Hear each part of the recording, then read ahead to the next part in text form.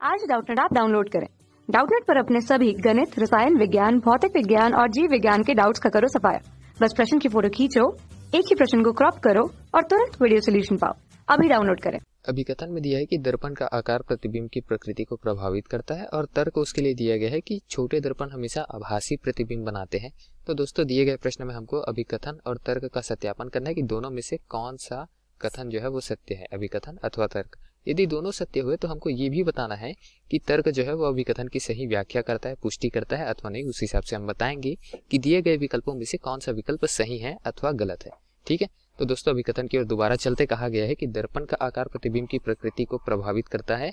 तो ये सत्य नहीं है, ये असत्य है, क्योंकि दर्पण का आकार छोटा हो अथवा बड़ा हो, प्रतिबिंब की प्रकृति वैसी ही रहेगी दूरी के हिसाब से। ठीक है, दर्पण का आकृति जो है वो प्रकृति को प्रभावित करता है। आकृति कहने का अर्थ ये है कि दर्पण जो है वो समतल है अथवा गोलीय है, ये देखना पड़ेगा। ठीक है, दीर्घवृत्ताकार है, समतल है अथवा गोलीय दर्पण लिया है हमने, और गोलीय लिया है तो कौन सा, अवतल लिया है अथवा उत्तल लिया है दर्पण, वो भी देखना जरूरी है। उसी हिसाब से हम बताएंगे कि बनी हुई प्रकृति, जो बनी हुई प्रतिबिंब है उनकी प्रकृति क्या है। ठीक है, तो प्रकृति जो है वो दर्पण का आकार नहीं आकृति के हिसाब से प्रभावित होता है।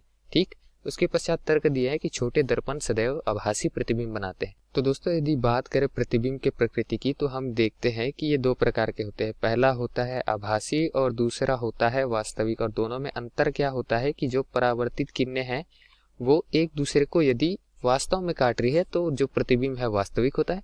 यदि वास्तव में ना काटे, एक दूसरे से दूर हो जाए परावर्तित होने के पश्चात, अनंत दूरी तक जाने के बाद भी एक दूसरे से दूर होती जाए, नहीं काट रही, तो पीछे की ओर ले जाएंगे और पीछे की ओर ये किसी बिंदु पे काटेगी।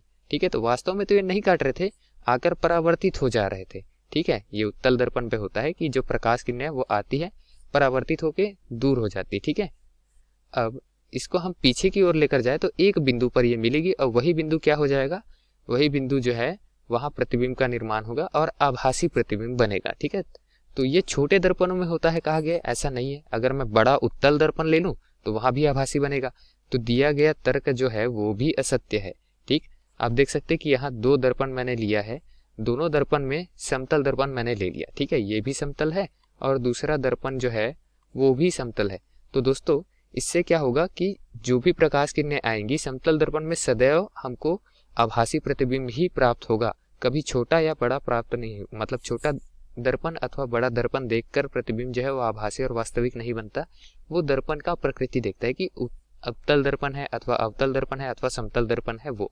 ठीक है, तो इस तरीके से दिया गया तर्क जो है वो भी गलत हो गया।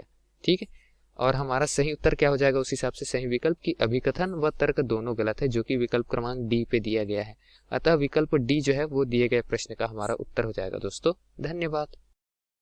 कक्षा 6 से 12वीं से लेकर नीट, IIT, JEE वो एडवांस के लेवल तक 1 करोड़ से ज्यादा छात्रों का भरोसा। आज ही डाउनलोड करें डाउटनेट ऐप या व्हाट्सएप करें अपने सारे डाउट्स 8400 400 400 पर।